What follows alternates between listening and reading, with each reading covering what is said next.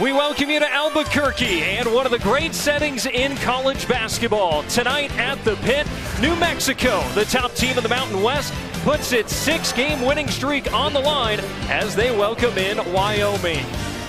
Hi there, folks. Nick Koop, Casey Jacobson on hand. Great to have you with us. We're going to see two contrasting styles tonight. New Mexico wants to run. Wyoming, they'd rather walk.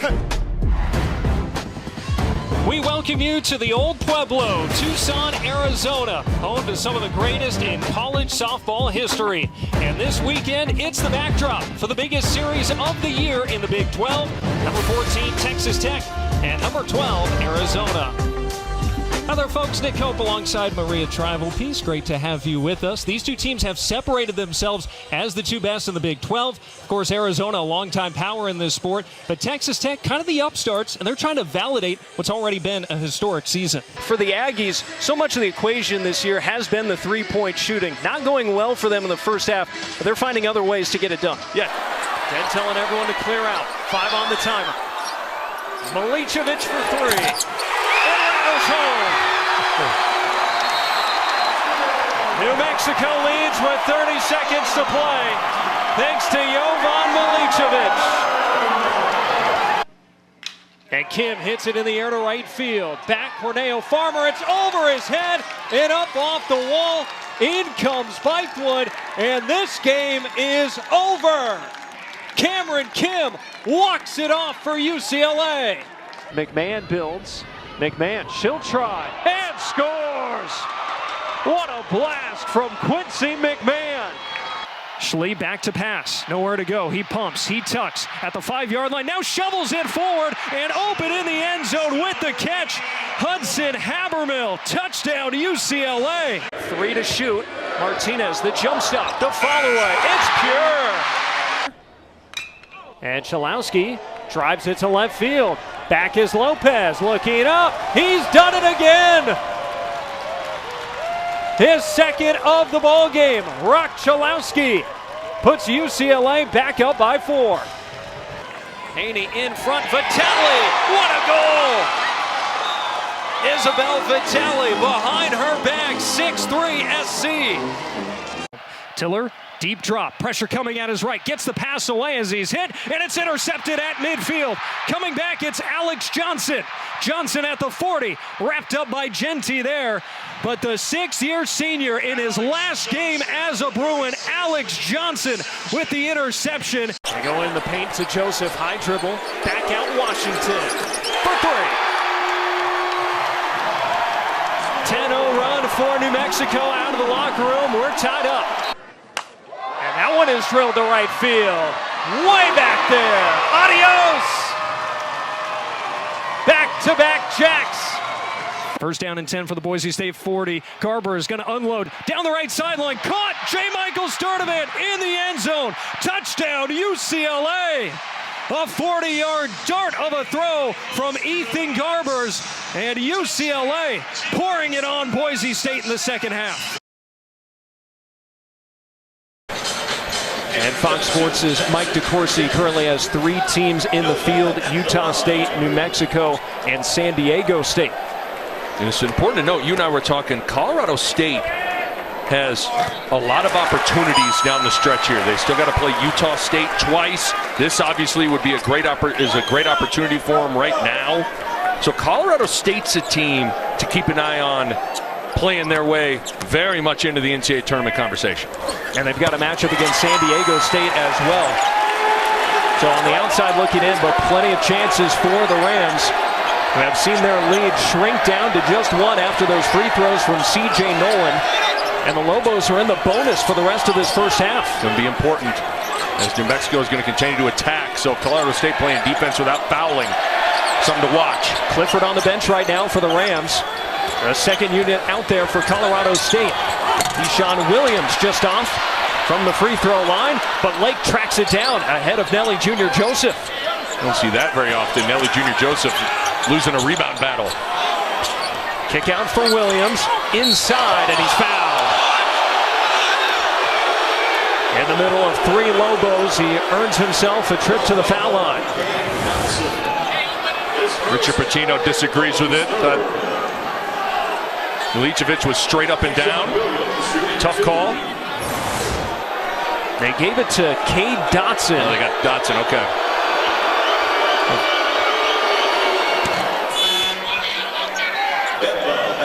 One more coming for Keyshawn Williams, a 6-year senior who's been efficient on the offensive end. Colorado State, the top free throw shooting team in the Mountain West. They've also taken the fewest free throws in the conference this year. Certainly, when you shoot it almost 80% as a team, you'd like to get there more. But they're a high assist team, top 10 in the country in assist rate. And so they don't do a lot of one-on-one ISO ball. It's a lot of sharing it and using each other to create shots. Dotson lost his footing and lost the handle. Morton weaving through into the front court. Borovicinen stays low on that shot fake. Now Colorado State in the half court. Morton, Nolan rips it away. C.J. Nolan, goaltend, count it. Tell you what, C.J. Nolan is a lot bigger and more athletic in person than you think he is. He just straight up takes it from Ethan Morton and able to beat everybody down the floor. Tough little step through and an easy call for the officials as that ball hit the backboard first before Williams got a piece of it. That's New Mexico turning defense into offense. 7 points already for Nolan off the bench. Well, keep in mind when you're watching New Mexico, since December 29th, this is the 5th ranked defense in the country. So this is an elite defense over the course of the last couple of months. And you see the pressure from Nolan here out on Williams. Already down to 8 on the timer. Memba just checked back in. Now it's Lake. And Nolan skies for the rebound. Colorado State just 2 for its last 11 from the floor. Good transition defense sprinting back as True Washington was flying. Seal, fancy handles, gives it up. Now it's Washington spotting the 3 and hits. First lead of the game for the Lobos.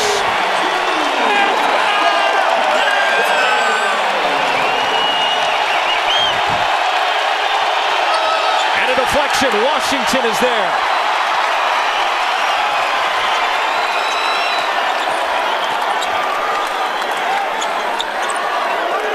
Colorado State scoreless over the last 3 minutes. Seal, another 3. Timeout, Colorado State.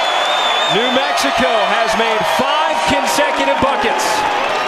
Well, let's see if the Bruins, though, can put together a drive and get the lead back. They trail 16-14, 6:46 to go, third quarter, and they've got the ball at their own 28-yard line, right hash, in an empty set. Harden, the running back, in the slot right. Ford's with him on that side. 3 targets to the left. Garbers has the snap, quick throw, but we've got a false start penalty. I think to Giorgio again on the right side. Oh, excuse me, they're going to call Kyle Ford on the outside. Let's go back down to the sidelines. Wayne Cook. Well, and you guys, from what I've been told by some of the coaches on the sidelines, the definition of disconcerting signals that we've been called on so many times this year is exactly what the defense is doing. It's no excuse. You still got to make the plays, but that's what's happening. Oh, unfortunately for UCLA, that penalty has only gone against them. Here's a stretch run play to left for Harden. Nowhere to go at the 20. Able to cut upfield, get to the 22. Does well to make that a loss of 1 on the play. Andrew Simpson, really talented linebacker out of St. John Bosco High School in hot pursuit. It's going to be 2nd and 16. Empty set for UCLA. Now 3 targets right, 2 to the left. Garbers, short drop over the middle. Caught Monteval spinning his way forward across the 30 to the 31-yard line. There's Simpson making another tackle along with Shea Oladipo. So 9 yards there. It gives UCLA a more manageable 3rd and 7 coming up. Unblocked guy coming off the edge. Garrett DeGiorgio, for some reason, went inside and double-teamed the defensive tackle, leaving the defensive end unblocked, but Ethan Garbers got rid of that ball quickly to tie it in over the middle. Bruins just 2 of 7 on 3rd down. They need 7 here from their own 31. 3 receivers right. Sturdivant solo left. Harden on the left hip. of Ethan Garbers. Quarterback claps for the snap. Short drop. Steps up. Plenty of time. Garbers pumps, throws. It's caught right at the 40-yard line. Kyle Ford has that first down. 10 yards on 3rd and 7. Kyle Ford, where have you been all season? He's having a great third quarter. Curl route, and I like the way he comes back for the football for his quarterback. You don't want to stay put, stationary on the field. He comes charging back, giving his quarterback a nice picture. I like the way, too, Ethan Garber stayed in the pocket. He surveyed the entire field and found Ford. On just a 3-man rush here on 1st and 10. He hands off to Harden, sidesteps one at the line of scrimmage, and just bulldozes his way forward across the 45 to the 47-yard line. 6 yards there on first down. That's a tough run for T.J. Harden. 2nd and 4 coming up. Clock inside 5 minutes to go, third quarter. Bruins down by 2. They're right back up to the line. Another handoff for Harden. Sidesteps at midfield and bulldozes again across the 45. Boy, T.J. Harden has been delivering some hits today. There is 9 more yards. And Anthony Atkins is going to come in. And what Harden's complaining about is he was targeted on that play. He was going down, and the safety just came in, helmet to helmet. He's not going to get a call. Let's not forget, you got George Holani and also Ashton Genty on the Broncos side, but it's been all T.J. Harden for UCLA. Now Harden now up to 67 yards. Play fake to Adkins, and now Garber is going to unload down the right side for Sturdivant. Inside the 10, he's got it. J. Michael Sturdivant with a catch of the year. He was able to keep 1 foot in bound. It was a perfectly thrown ball over the outside shoulder. And like Inspector Gadget, somehow Sturdivant extended. 39-yard hookup down to the 5-yard line. Bruins up to the line, a handoff, and nowhere to go there for Anthony Adkins. No gain, so it'll be 2nd and goal coming up the 5-yard line. That was J. Michael Sturdivant's best catch all season, tiptoeing along the sideline. 2 feet in bounds. That was an NFL catch. Impressive stuff for the Cal transfer. Yeah, Harden's going to come back into the game. Anthony Atkins, 245 pounds. You can't be tiptoeing around at the line of scrimmage when you're on the 5-yard line. J. Mike, the only Bruin to catch a pass in each game this season. Bruins trying to take the lead back down 2. 2nd and goal from the 5. Garber's back to throw. Man over the middle. It's caught by Cragen. He's trying to backpedal his way into the end zone, but he's just short. Took a low hit and was able to push himself forward. Gain of 4 down to the 1. It's going to be 3rd and goal. Bruins hustling right back up to the line. Out of the shotgun, Garber's claps. Hands to Harden. He's got green grass out the left side. Touchdown to UCLA. The Bruins are back in front. Tomorrow on Fox, reigning MVP Shohei Ohtani leads the Dodgers against Corey Seager and the Rangers. Or Nolan Arenado and the Cardinals battle Juan Soto and the Mets. Check local listings for the game in your area Saturday at 4 Eastern on Fox.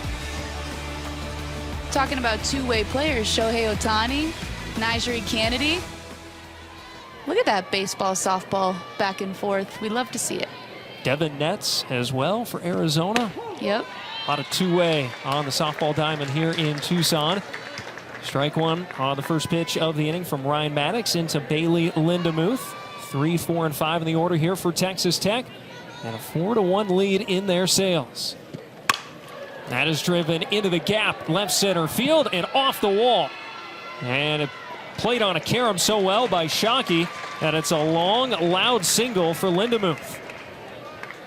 This is such a little thing that I don't think a lot of people would notice, but this was read so well by Reagan Shockey. Great piece of hitting, first of all, by Lindemuth. But watch the way Reagan Shockey sees that she's not going to have a chance at this ball, so reads it off the wall to get it in quickly to hold Lindemuth to a single.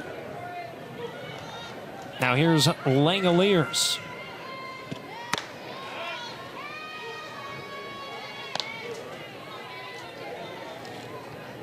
So that snapped a run of 5 retired in a row by Maddox.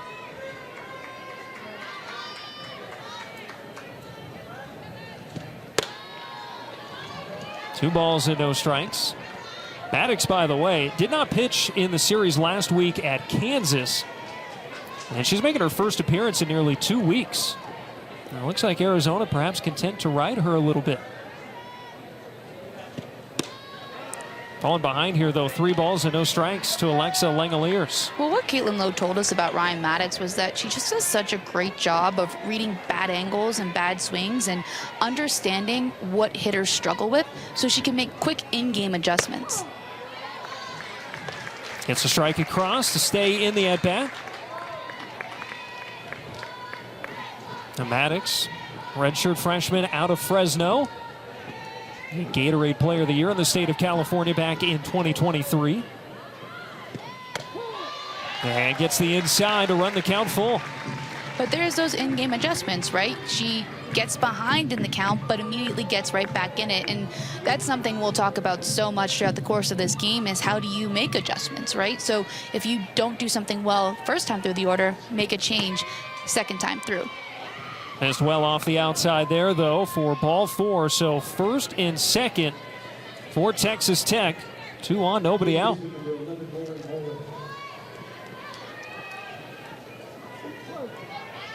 So first walk for Maddox. Already the 3rd by an Arizona pitcher. And they don't generally walk many batters. Lauren Allred swinging away on the ground right at Beal. Goes to second for 1. Escobar's turn to first, not in time. Allred able to stay out of the double play, but they get that first out of the inning at second. On the corners now with 1 out. Beal stays low and through this ball. You see it's hit hard on the ground. She's able to control it to at least get 1 out. It even takes a little bit of a hop at the end, but because she stays in that nice athletic stance and was already charging it a bit, she's able to make the play. Arizona will now call for time. And Christian Conrad, the pitching coach, is out into the circle and bringing the infield in with them as well. And he's really the guy that when he came in prior to last season that revamped the pitching philosophy of this program. And as offenses have improved, Caitlin Lowe said they need to adjust. And so they've got 8 pitchers on their roster, and they will pitch 4 to 5 of them, maybe even more in a given weekend. Well, it's so interesting because we've seen the game become so offensive, right? The bats and balls are livelier. They moved the pitching mound back. Now, this is years ago, but still, they moved it back 3 feet. The ball's yellow now. It's not white anymore. So as you would imagine, things have changed in the game of softball. And so I like that somebody's finally saying, okay, well, if offenses are getting better and we're making more advantages for the offensive players, how do we switch our pitching philosophies to make them better and then become more dominant against these potent offenses? There's a bunt from Johnson right away. Sniffen goes to third to get the out, but coming across and scoring is Lindemuth to make it 5-1 Texas Tech.